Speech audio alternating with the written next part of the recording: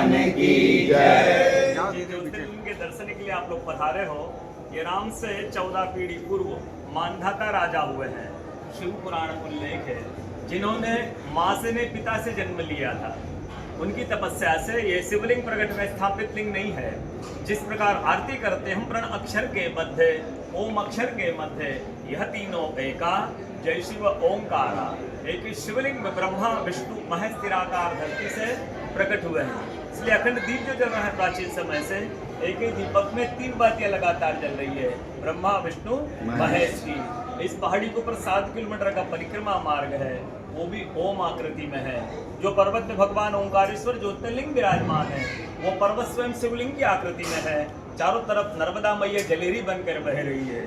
पूरे 12 ज्योतिर्लिंगों में शयन आरती होती है, लेकिन बाबा का विश्राम ओंकारेश्वर ज्योतिर्लिंग में है, तो उनके शयन के लिए झूला पलना चौपड़ पासे बिछाए जाते हैं। बाबा यहाँ विश्राम करके 3 बजे रात उठकर महाकालेश्वर जाएंगे, वहाँ स्नान करेंगे, इसलिए वहाँ का भस्म आरती प्रसिद्ध है, यहाँ का शयन आरती प्रसिद्ध है।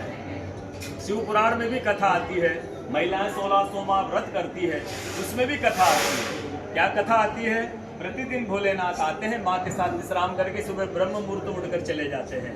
एक दिन जब भोले बाबा माँ के साथ पधारते तो माँ पुजारी से पूछती हैं, पुजारी हम विश्राम के लिए जा रहे हैं, चौपड़ पासे में किनकी जीत होगी? पुजारी बोलते हैं कि आज ही भोले बाबा जीतेंगे। ऐसा बोलकर पुजारी घर चले जाते हैं। भोले बाबा माँ विश्राम के लिए चले जाते हैं। सुबह ब्रह्म मुहूर्त में जैसे ही भोले बाबा माँ बाहर निकलते हैं, पुजारी द्वार पर रहते तो माँ पुजारी से पूछती हैं, पुजारी कल मैंने पूछा था आपसे, हमें विश्राम के लिए जा रहे हैं, चौपड़ पासे में किसकी जीत होगी? आपने कहा भोले बाबा जीतेंगे, मैं जीती हूँ। माँ ऐसा बोल करके उनको श्राप दे के चली जाती है। उनके तुरंत पश्चात अप्सराएं शिवलिंग पर जल चढ़ाने आती है। अप्सराएं पुजारी से पूछती, पुजारी अस्वस्थ क्यों हो गए? आप तो ठीक थे। फिर पुजारी बोलते हैं, प्रतिदिन भोले बाबा माँ के साथ विश्राम करके चले जाते थे, कल भोले बाबा माँ के साथ पधारे तो माँ ने मुझसे पूछ लिया, पुजारी हमें विश्राम के लिए जा रहे हैं, चौपड़ पासे में किनकी जीत होगी? मैंने कहा भोले बाबा जीतेंगे, माँ जीत गई, माँ मुझे श्राप दे के चली गई। अप्सरा बुद्ध चिंता ना करो, हम अंदर जाकर शिवलिंग की पूजा करके आते, फिर इसका उपाय बताएंगे।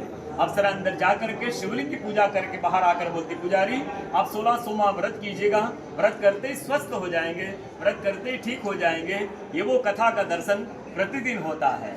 बोलो ओंकारेश्वर भगवान की जय। पूरे 12 ज्योतिर्लिंग में ओंकारेश्वर ही ऐसा ज्योतिर्लिंग है जिसके दर्शन के पश्चात कोई महानदी का दर्शन होता है, जिसके तट को छूकर कोई महानदी बह रही है।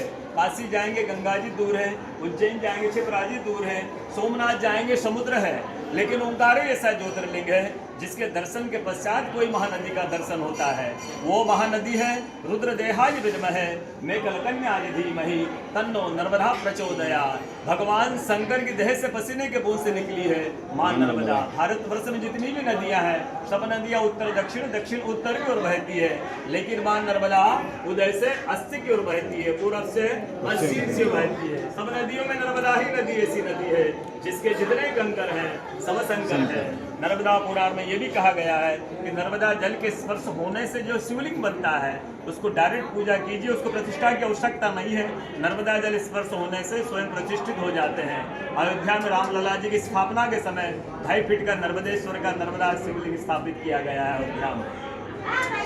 एक नर्मदा किनारे एक संत का अनुभव, जो वर्षों से नर्मदा किनारे रहे और माँ नर्मदा का भजन करते रहे, जब वो देखते हैं कि 3 से 4 बजे ब्रह्म मुहूर्त में एक कोई माई आती है और सुबह सुबह नर्मदा स्नान करके चली जाती है। संतों की जिज्ञासा हुई कि आखिर ये माई है कौन जो वर्षों से मैं देख रहा हूँ नर्मदा स्नान करके लौट जाती है।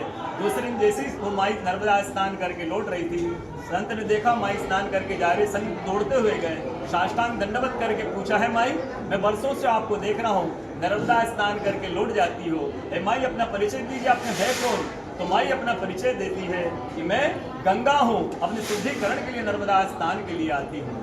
बोलो गंगा मैया की जय, नर्मदा मैया की जय। आज की कथा के आनंद की जय, भक्त और भगवान की जय। ओम नमः पार्वती पते।